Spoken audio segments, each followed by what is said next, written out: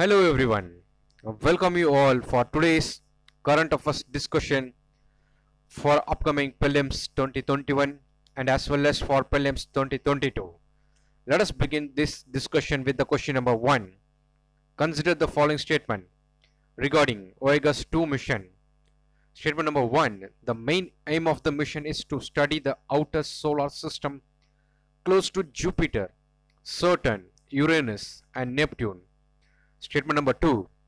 Voyager gets its power from a radioisotope thermoelectric generator which turns heat from the decay of a radioactive material into electricity. Statement number 3. It is the part of NASA's Discovery program and is supported by the number of European partners. Here we have to identify the correct statement. One has to remember that we have to identify the correct statement from the given options. See, what is Voyager 2 mission? That is very important. This mission was designed to find and study the edge of solar system, and the main aim of the mission is to study the outer solar system closest to Jupiter and Saturn and Uranus and Neptune. See, based on the discussion, statement number 1 is right. So what about statement number 2? See, this radioisotope thermoelectric generator or RTG provides a power for spacecraft by converting heat generated by the natural radio decay of its fuel sources. And also note that plutonium dioxide into electricity using the devices called thermocouples.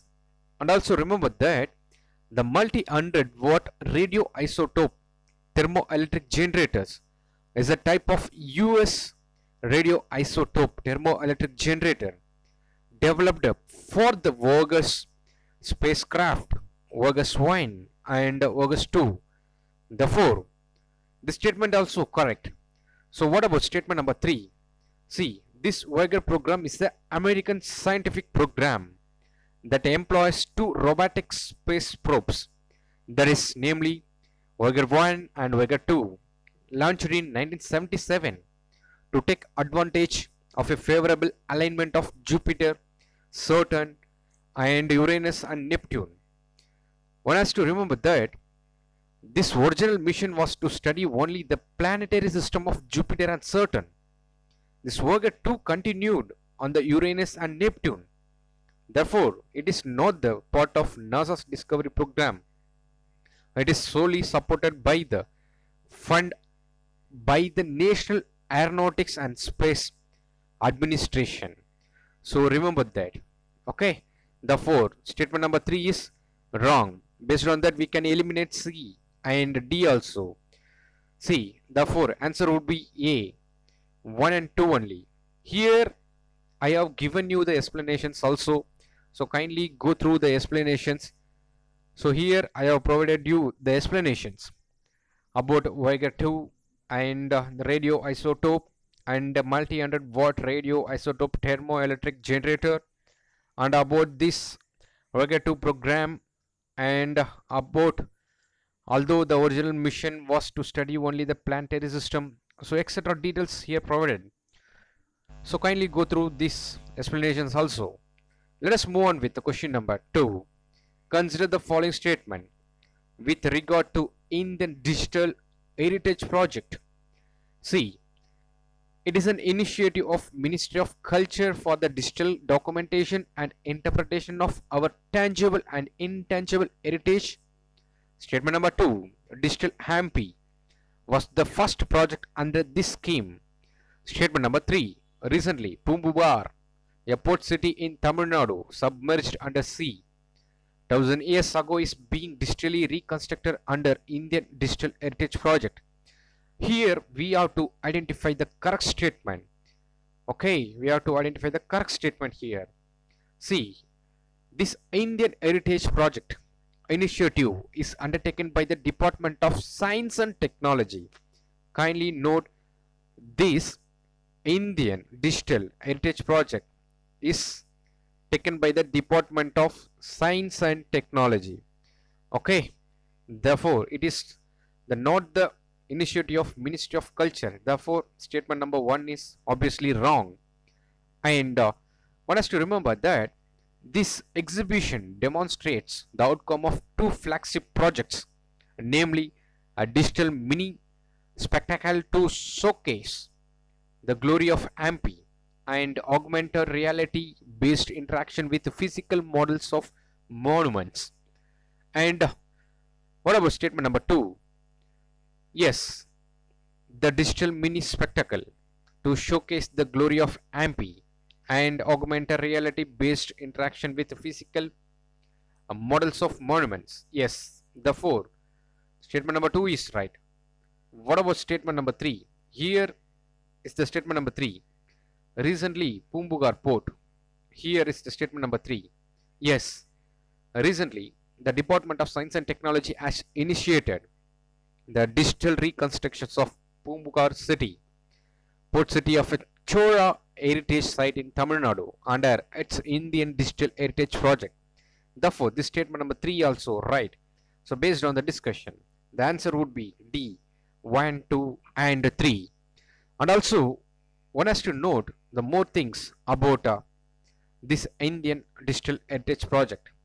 See, this initiative was taken by the Department of Science and Technology, and one has to remember that this exhibition also and the goals of this project to create a digital installation using 3D laser and artificial intelligence, that is 3D fabrication, and also to provide interactive experiences that glory AMPI and 5 Indian monuments, namely Kashi Vishwanath and Varanasi temple and Taj Mahal, Agra, Sun temple, Konark and Ramachandra temple, AMPI and Raniwak Patan.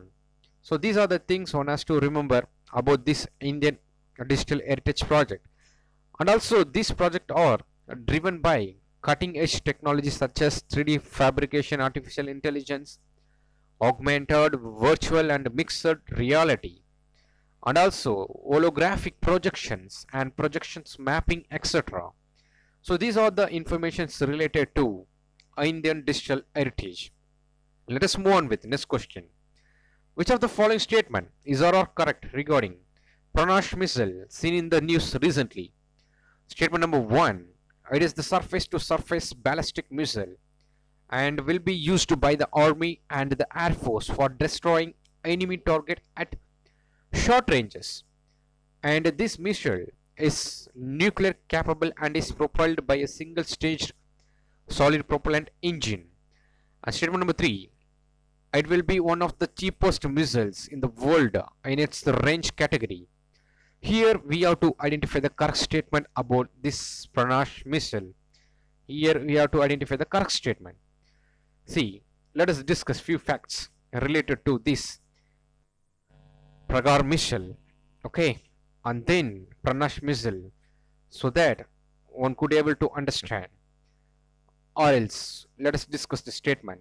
This missile is the surface to surface ballistic missile about 200 kilometers strike range and will be used by the army and the air force for destroying enemy target at short range. So kindly note down the word short range, okay. And this missile is an advanced version of the 150 kilometer strike Pragar missile, which was being developed by the Tacticals mission. Therefore this statement number 1 is right. What about statement number 2? This Pranash missile is a non-nuclear powered by a single stage solid propellant engine, but it is given as a nuclear capable. But the original thing is it is non-nuclear. Therefore it makes statement number 2 is wrong. Therefore we can eliminate option A and D. And what about statement number 3? This Pranash missile will be one of the cheapest missile in the world in its range category. And also this missile is outside the preview of missile technology control regime, in short MTCR, which places exports restriction on missiles with a range of more than 300 kilometers. Yes, therefore this statement number 3 is right. Based on our discussion, the answer would be C. 1 and 3 only is the right answer for this question. Let us discuss few facts related to Pragar mission.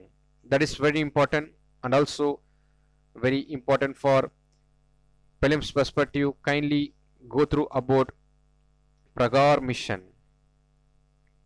Pragar missile. Okay, Pragar missile. It is very important. Kindly go through while having a time. Let us move on with the question number 4. So here I have provided you the explanations about Pragas missile. So kindly go through this explanation also so that you would get some ideas how to eliminate the wrong options and wrong statements. So let us move on to the next question. Consider the following statement regarding Northern European Enclosure Dam in short need recently seen in news. The project aims to separate the North and Baltic Seas from the Atlantic Ocean to protect Northern Europe against sea level rise. Statement number 2. It would become the longest dam in the world on completion. Here we have to identify the correct statement. See, this Northern European Enclosure Dam intends to separate the North and Baltic Seas from the Atlantic Ocean in order to protect Northern Europe against sea level rise. Therefore, this statement is 1 is right. So what about statement number 2? The longest of two dams proposed in the need which stretches to 95 miles between Bergen in Norway and northern tip of Scotland. Therefore, this statement is also right. It would become the longest dam in the world on completion. Therefore, the answer would be C, both 1 and 2. C. You have to know more things about need. So kindly go through about need. Here I have provided you the explanations about a need. So kindly go through this also. And let us move on with question number 5. That is the last question of our discussion. Consider the following statement regarding Pradhan Mantri Shram Yogi Mandan Yojana. Already we have discussed this under the government scheme. Let us see. Statement number 1. It is a pension scheme mainly focused for the unorganized workers of the country. What about statement number 2? The entry age of the scheme is 18 to 40 years. And the person should be a member of EPO and ESIC. The scheme is being implemented through Life Insurance Corporation of India and Common Service Center. See, we have already discussed.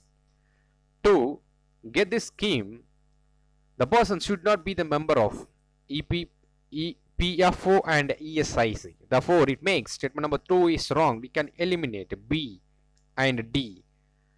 Obviously, why? The entry age of the beneficiary is 18 to 40 years, and note that he or she should not be the member of ESA and EPFO or an income taxpayer.